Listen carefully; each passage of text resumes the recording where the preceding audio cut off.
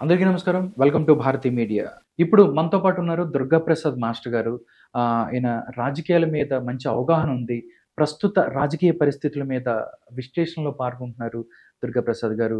నమస్కారం దుర్గాప్రసాద్ మాస్టర్. నమస్కారం రాధాకృష్ణ గారు. సార్ ఎలా ఉన్నారు సార్? నేను సూపర్‌గా ఉన్నాను నేను. సార్ చాలా రోజుల నుంచి మీ వీడియోస్, మీ ఇంటర్వ్యూస్ అవన్నీ చూస్తాం. అంటే మీరు మాట్లాడటం కానీ విశ్లేషణ మాకు చాలా బాగా నచ్చుతుంది. అందులో భాగంగానే ఈరోజు మీతో కలిసి కొన్ని ఏదైతే ప్రెజెంట్ రాజకీయ పరిస్థితుల మీద మనం మాట్లాడుకుందాం సార్. తప్పకుండా.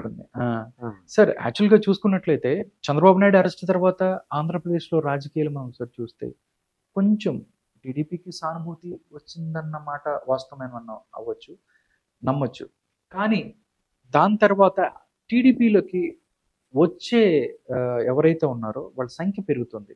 నెల్లూరు చూసుకున్నట్లయితే కోటమిరెడ్డి శ్రీధర్ రెడ్డి, రామనారాయణ రెడ్డి, చంద్రశేఖర్ రెడ్డి, దాంతో పాటు మిగతా అన్ని చోట్ల నుంచి ఇలా ప్రతి ఒక్కళ్ళు టీడీపీలోకి వచ్చే ఉండటం ఎక్కువైంది. కానీ ఎంతమంది వచ్చినా కానీ ఒక నలుగురికి చంద్రబాబు నాయుడు ఎవరైతే ఉన్నారో ఆ నలుగురికి రెడ్ కార్డ్ చూపెడుతున్నారు. వాళ్ళని రావద్దు అన్నట్లు చెప్తున్నారు. వాళ్ళని రానివ్వకుండా ఉండేట్టుగా చూస్తున్నారు అని తెలుస్తుంది. దీని గురించి మీ విశ్లేషణ ఏంటంటే? ఇక్కడ ఆ నలుగురు పేర్లు రాష్ట్ర ప్రజలందరికీ తెలుసండి.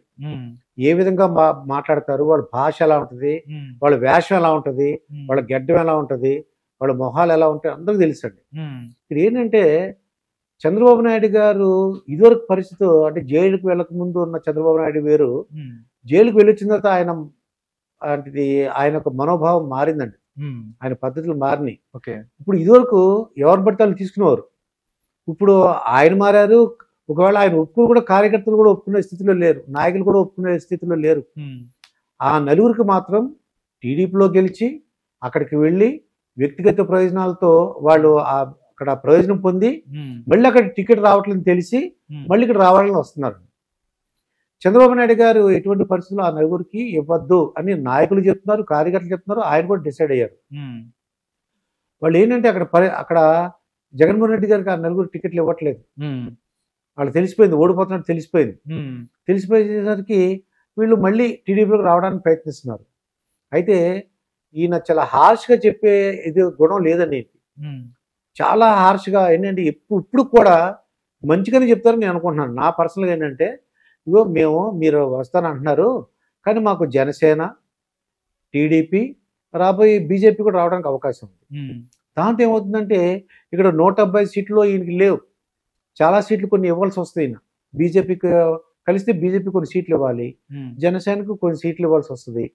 దాంతో ఆయన మరి కంపల్సరీగా ఇది ఇవ్వరు. ఆ నలుగురికి మరి ఎస్పెషల్లీ ఏ విధంగా అయితే చంద్రబాబు నాయుడు గారిని బాధ పెట్టారో వాళ్ళ అభిమానులు, తర్వాత చంద్రబాబు నాయుడు ద్వారా ప్రయోజనం పొందిన చాలా మంది ఉన్నారండి. వాళ్ళ నాయకులు, కార్యకర్తలు, వీళ్ళందరూ కూడా ఆయన అన్న మాటని వాళ్ళు అన్నట్టుగా ఫీల్ అయ్యారండి. నేను చూశాను కదా, ఫీల్డ్లో చూశాను. అది తిడుతున్నది చంద్రబాబు నాయుడు అయినా వాళ్ళ ఇంట్లో సభ్యులను తిడుతున్నట్టుగా భావించారు వాళ్ళందరూ.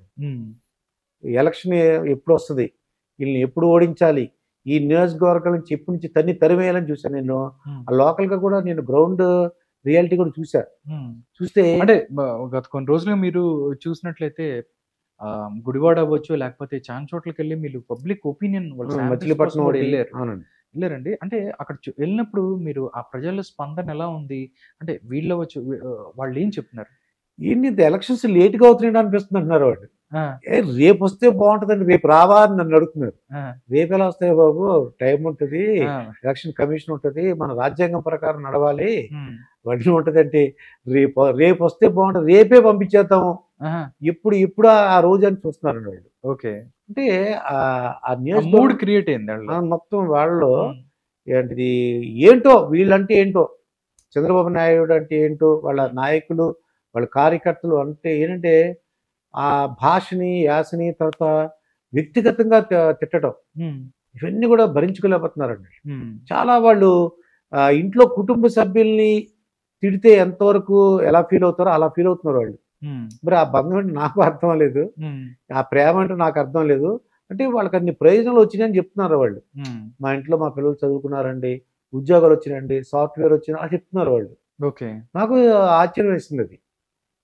మేము ఇంత ప్రయోజనం పొందాము, మా కుటుంబం ఇంత హ్యాపీగా ఉన్నాం మేము, ఈ ప్రయోజనాలు పొందాం వాళ్ళు చెప్తున్నారు వాళ్ళు. ఓకే. ఆ, సార్ ఇంకొకటి కూడా సార్.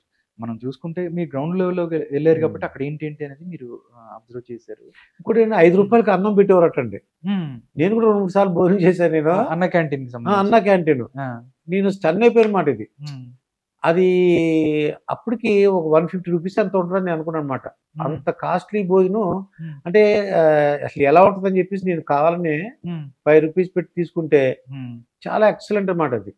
హ్మ్. హ్మ్. ఓకే. అన్న క్యాంటీన్‌లు కూడా మూయించడం అనేది చాలా దారుణమైన విషయం సార్. ఎందుకంటే మన గత ప్రభుత్వం లో చాలా జరిగినాయి. అంటే అంతెందుకు సార్ మన పక్క రాష్ట్రమైన తమిళనాడు తీసుకుంటే అక్కడ కూడా అమ్మ క్యాంటీన్స్ ఇట్లాగా భోజనం దాంతో పాటు కొన్ని కార్యక్రమాలు ఏదైతే ఉన్నాయో స్టాలిన్ వచ్చిన తర్వాత యాజ్ ఇట్ ఈజ్ కంటిన్యూ చేశారు. కంటిన్యూ చేశారు. హ్మ్. అంటే ఏంటంటే ప్రజలకు ఉపయోగపడేవి వాళ్ళ దగ్గరికి వాళ్ళ మనసుల దగ్గరికి వెళ్ళినవి డెఫినెట్లీ వాళ్ళకు ఉపయోగకరమైనవి చేస్తేనే బెటర్. హ్మ్. కానీ ఇలాంటి పరిస్థితి ఆంధ్రప్రదేశ్‌లో లేదు అని మనం భావించొచ్చా? వాళ్ళకి ఎవరైతే మా పాలకులు అవ్వచ్చు, లేకపోతే ప్రతిపక్షాలు హ్మ్.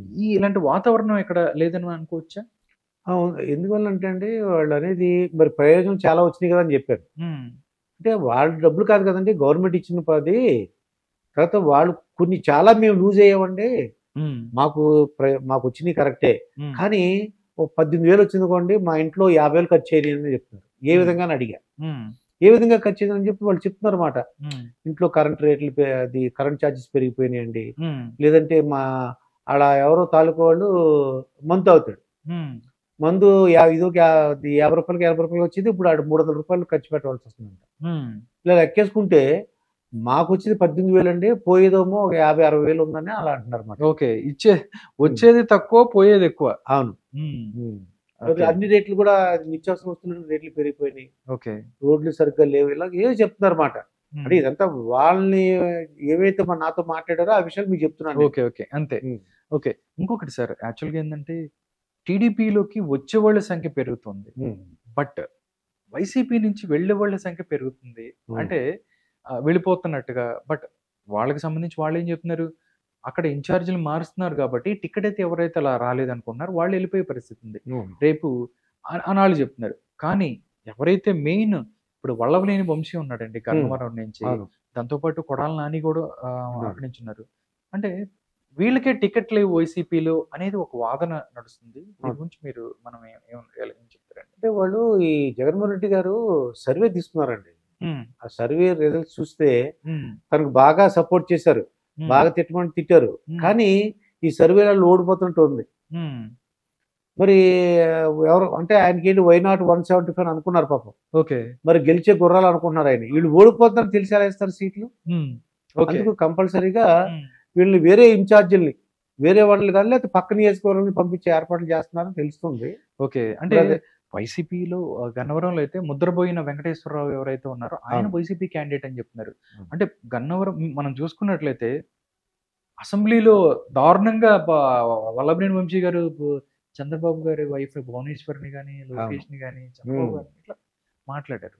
బట్ వాళ్ళకంత సపోర్ట్ చేసిన వాళ్ళకే ఇక్కడ టికెట్ లేదంటే మిగతా వాళ్ళ పరిస్థితి ఏమనుకోవచ్చు? అంటే సపోర్ట్ కాదు కదా ఇక్కడ ఆయన సర్వే తెప్పించుకొని ఓడిపోతున్నాడు ఆయన. ఆ! ఆ సర్వేలో ఓడిపోతున్నట్టు తెలిసింది. హ్మ్.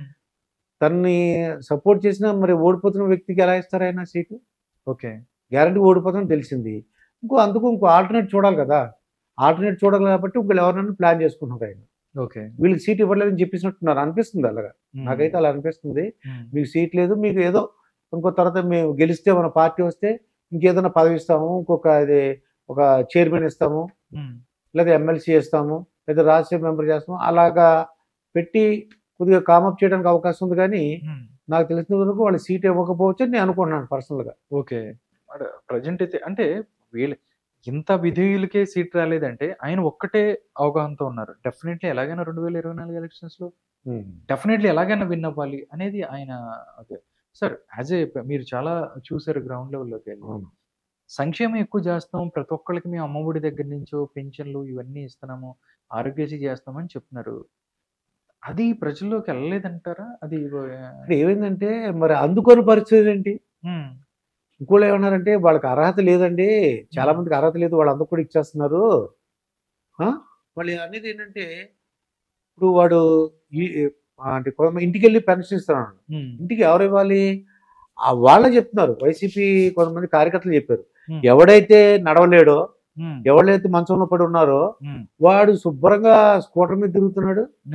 ఆడు చక్కగా అది అక్కడికి వెళ్తాడు, ఇక్కడికి వెళ్తాడు, కారులో తిరుగుతాడు. వాళ్ళ అబ్బాయి కారులోనో వాళ్ళ తమ్ముడు కారులో తిరుగుతాడు. ఆడు కూడా ఇంటికి వెళ్తే ఏంటి లాభం ఏంటి?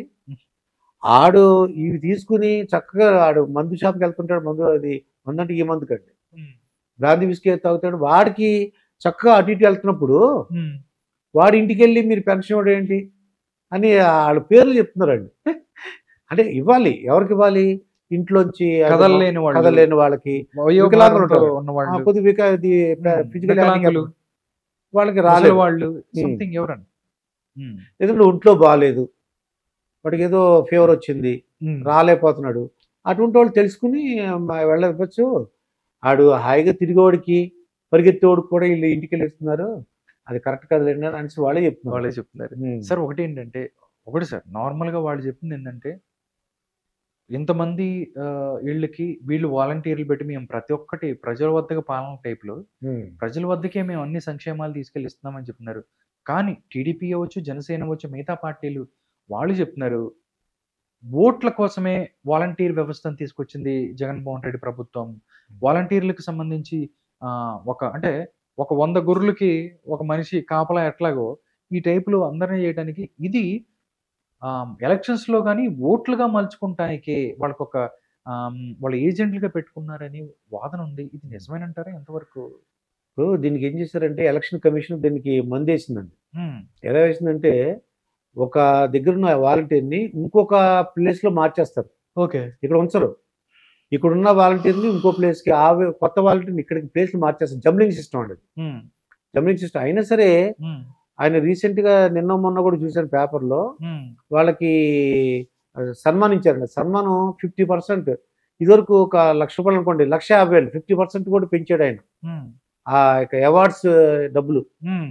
అంటే మీరందరూ కూడా నా సైన్యం అని చెప్తున్నాడు ఆయన. అవును, కానీ ఆయన అలా అనుకున్నారు, కానీ నిజంగా అలా చేస్తారా లేదా? ఎలక్షన్ కమిషన్ ఉంది, తర్వాత ఒక వ్యవస్థ ఉంది కదా. వీళ్ళందరిలో కూడా వాళ్ళు కూడా అందరూ ఆయన తరపులో ఉంటారని నేను అనుకోను. గ్యారంటీగా ప్రజలు వీడు ఈ వాలంటీర్ చెప్పినంత మాత్రాన ఓటేస్తాడు కూడా నేను అనుకోవట్లేదు నేను. ఓకే, వీడు ఇంటికి వెళ్ళి పెన్షన్ ఇచ్చినంత మాత్రాన, లేదంటే నీకు ఆరోగ్యశ్రీ కార్డు ఇప్పించారు అలా అన్నంత మాత్రాన ఈ వాలంటీర్ చెప్పిన మాట వింటాడని నేను అనుకోవట్లేదండి. ఇంకోటి ఏంటంటే జంబ్లింగ్ సిస్టమ్ వచ్చింది. 2 రోజుల ముందు చెప్తాడు, ఇతను 2 రోజుల ముందు వేరే చోటకి వెళ్ళవలసి వస్తుంది. వెళ్ళవలసి వచ్చినప్పుడు కొత్తడు కూడా వీళ్ళందరికీ ఎవరెవరో తెలియదు అతనికి. ఓకే, ఈ వార్డులో ఎవరైనా ఒకవేళ ముందే ఎప్పుడు అంటే ఒక 5-6 రోజుల ముందు చెప్తారు మనకి జంబ్లింగ్ సిస్టమ్. నిన్ను పలానా చోట రాధాకృష్ణ వేరే చోట ప్లేస్ చేశాను, దుర్గాప్రసాద్ ఇక్కడ వేసాను వాళ్ళు చెప్తారు. ఆ కొత్త ప్లేస్ లో ఎవరో ఇతని వల్ల ముందు ఎవరెవరో ఉండడానికి అది తెలుసుకోవడానికి 4 రోజులు పట్టింది. 4 రోజులు పడుతుంది. అయినా ఇతను కొత్తడు మాట వాళ్ళు ఎందుకు అంటారు? ఆల్రెడీ నాకు తెలిసిన డిసైడ్ అయిపోయారండి ఎవరికి ఓట్ వేయాలి ఏంటి అని డిసైడ్ అయిపోయారు నేను అనుకున్నాను. నేను నాకైతే యాక్చువల్గా ఎవరు గెలుస్తారు ఏంటి అనేది కొంచెం జనాలకి సస్పెన్స్ ఉన్నా 2-3 నెలల ముందే వాళ్ళకి ఒక క్లియర్ కట్. పోయినసారి కూడా మనం 2019లో కూడా ఎక్కడ అడిగినా మనం టాక్ చూస్తే జగన్ జగన్ జగన్. మనం ట్రావెల్ అయ్యేటప్పుడు ఒక ఆటో ఉండి అడిగినా కానీ జగన్ అంటాడు, ఇంకో చోటకి వెళ్తే అక్కడ జగన్ అంటాడు. మనం ఊరినే బస్సులో అప్పుడు ఏమన్నారు అంటే ఒక్కసారి అన్నారు కదా, ఒక్కసారి ఇచ్చి చూద్దాం, ఒకసారి ఏమవుతుందో చూద్దాం అనుకున్నారు. ఏమైందో అనేది ఇప్పుడు తెలిసింది అందరికీను. అంటే అటు ఉద్యోగస్తులకు కానీ, వ్యాపారస్తులకి, తర్వాత ఈ రియల్ ఎస్టేట్ వ్యాపారస్తులకి, మొత్తం అందరికి, అంటే టీచర్లకి, ఉద్యోగస్తులకి, తర్వాత ఈ మందుబాబులకి, వీళ్ళందరూ కూడా ఏంటని తెలిసింది వాళ్ళకి. కాబట్టి ఏ రోజు ఎలక్షన్లు వస్తాయి, ఎందుకు తొందరగా ప్రతిదీ ఒక క్షణం యుగంలా ఉంది వాళ్ళకి. వెంటనే ఎలక్షన్లు అయిపోవాలంట, వెంటనే తెలిసిపోవాలంట వాళ్ళకి. అదేం కుదరలేదని చెప్పాను నేను. మేలో జరగవచ్చు, నేను మే ఫస్ట్ వీక్లో ఎలక్షన్ ఉండొచ్చేమో అని అనుకుంటున్నాను నేను. Okay, thank you so much Durgaprasad గారు. ప్రస్తుత రాజకీయ పరిస్థితుల మీద మీ విశ్లేషణ అందించినందుకు నమస్కారం. నమస్కారం అండి రాధాకృష్ణ గారు. నమస్కారం.